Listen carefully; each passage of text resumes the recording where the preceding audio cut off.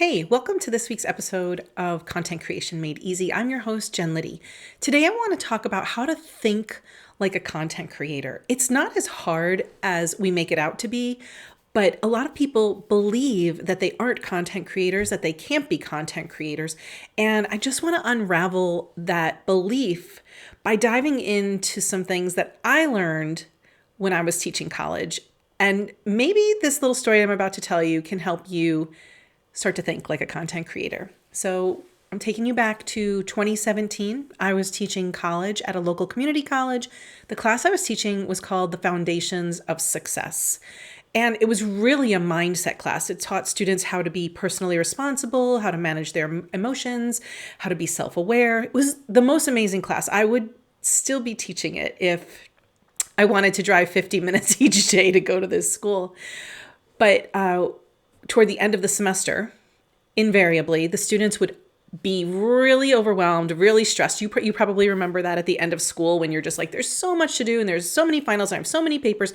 And I remember walking in the end of the semester and they were just like, they did not want to talk to me. They were pouty. Mostly they were just really feeling sorry for themselves. And this is always the perfect moment for me to pull out a lesson that I have. It's my favorite end of the semester blues lesson. And I call it King Gimp. King Gimp is a documentary. It actually won Academy Awards. It was created back in 1999. And it's about Dan Keplinger.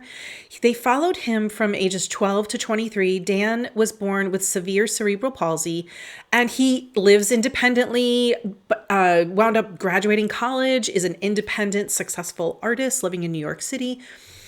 But nothing is easy for Dan, and that is displayed throughout the entire piece, the entire movie. You see how hard it is for Dan to speak and dress and type and even eat. Everything is hard for him.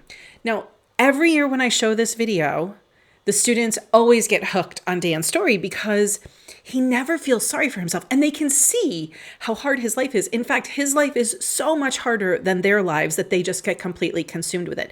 But because he never feels sorry for himself and he's always got some new goals that he's setting, he's very inspirational to my students. So every year, the film, I know it kicks them right out of their funk and it gets us back into some meaningful conversations about foundations for college success. So what I would always do is after the movie, I would put students into pairs to think about, some reflective questions. And one of the questions I would always ask is, what scripts does Dan have running in his mind to help him stay focused and accomplish his goals? Now, for this class, scripts, what that word means, we used it to mean the unconscious thoughts and the unconscious beliefs that we have that are in charge of our life.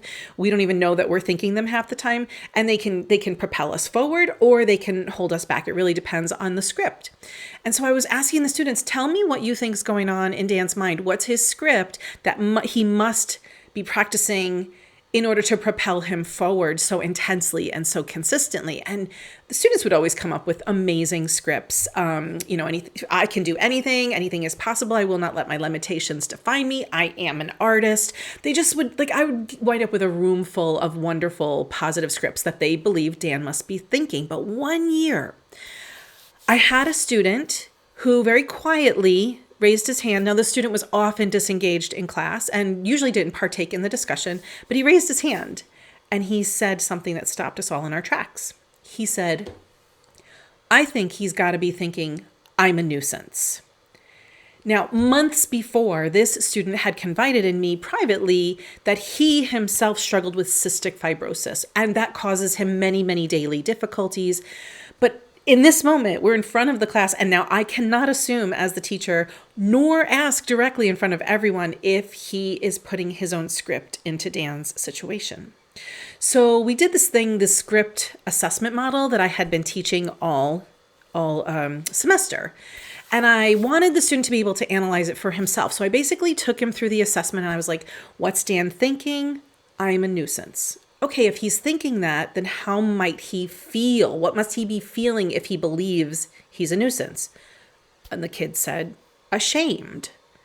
Okay, if Dan feels ashamed, how does he act? What are his behaviors? And my student said, he would hide. He would stay away from everybody else. He would want to be alone. And then I said, so if he's isolating himself, what results, what outcomes would he get? And he said, well, I guess he would be disconnected. I guess nothing would happen. Like he wouldn't get anywhere. So then I asked the big question. So based on what you saw in the film, does Dan act disconnected? Does he do nothing? And the student kind of went, He just kind of gave me that, like a harumph. And then he gave me a moment of silence, but I could see that his brain was turning with, what does this mean? Why isn't this adding up? And he finally said, no, not really. And so I knew that this student had some processing to do, and he nodded at me, and I knew that was time to go on. And later the student came back and told me that this nuisance script must be his own because based on everything he saw in the movie, there was no way that Dan believed he was a nuisance. Now, did my student's brain flip from, oh my God, I'm such a nuisance to people to, oh, I can do anything. My limitations are endless. They will not define me. No, that's not the way our brain works, right? Like we've got years and years and years of thinking these thoughts. It's just not the way it works to flip it on its head. But that awareness is a powerful catalyst to get him started making new choices in how he wanted to show up in his own life and how he wanted to set and achieve his own goals. And in my current world, far outside the classroom, here I am talking about content creation all the time, and people share their scripts with me about content creation constantly. And they usually sound something, there's lots and lots of them, but I'll come up with the top 5, I think. I'm not organized. I can't keep my thoughts together. And then people kind of shrug. Like, I'm just not organized, right? I just can't do it. The second one is I'm too creative and spontaneous to plan. I'm just going to do my content when I feel like it or in the moment. But actually, it really never gets done.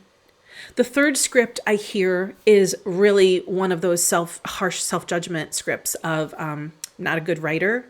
I don't like the way I look on video, and I hate my voice. There's like that's a vein of scripts that I hear. And of course, if you think you're not a good writer or you look terrible on video, you're never going to do any of those things, right? Another script I hear a lot is, who wants to hear what I have to say? There's so many people out there doing what I do. Like, they don't need my voice out there. And then the last script I get a lot is like, it's just too complicated. I will never learn how to do this. I don't even want to learn how to do this.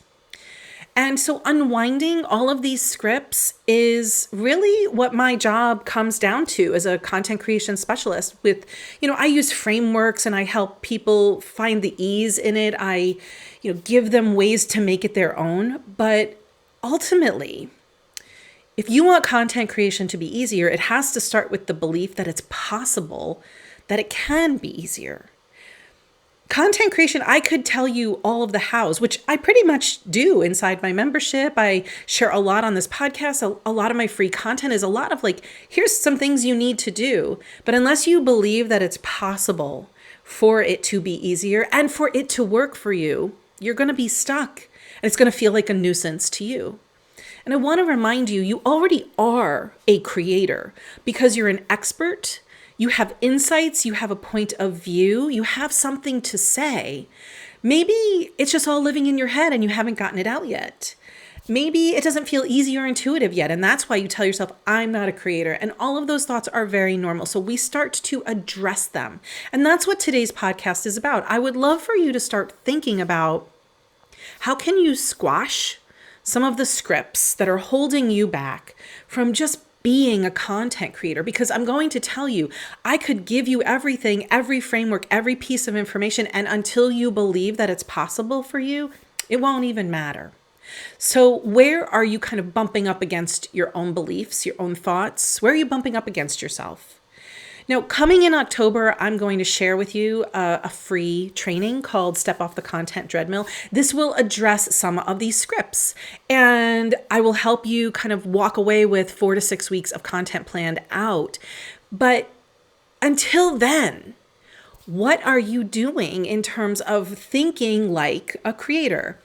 It is really possible to revise the scripts, but first you have to be aware of them. And if you want to jump in right now and get support with this, you're always welcome to join the Content Creators Studio. This is all of the stuff that we address weekly in our drop-in calls. You can go to jenliddy.com/studio to be part of that right now.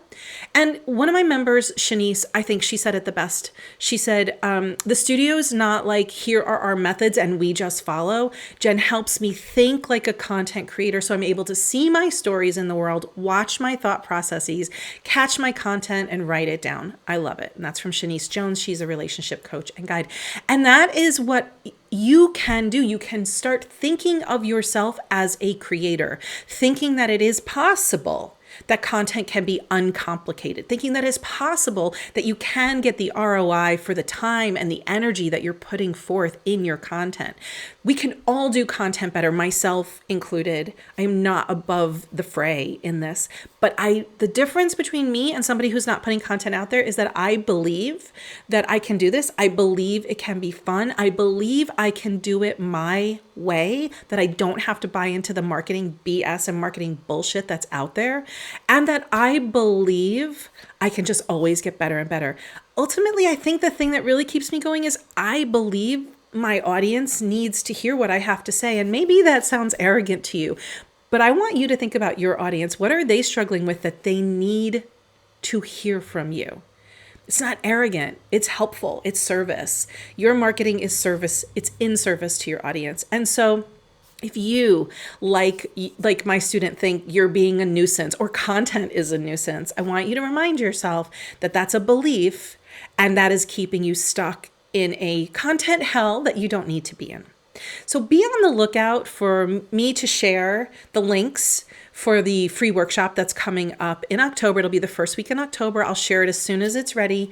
And until then, I would love for you to think about what scripts are running around your brain. What's holding you back from growing your business? Like if you hate writing, well, then writing isn't my way. It doesn't have to hold you back. It could just be, I'm going to speak. I'm going to show up on video. I'm going to talk extemporaneously on a TikTok. It doesn't have to be writing, right? If you believe like, oh, I hate the way I look in video, the only way to get better at that is to show up and watch that you can show up for video and you don't have to be perfect, because nobody on video looks perfect. And frankly, the people who do look perfect on video, people don't even kind of believe that they are real, right? So I want you to think about what are the things holding you back, the scripts that you keep thinking about that could be so much easier and making content so much easier for you.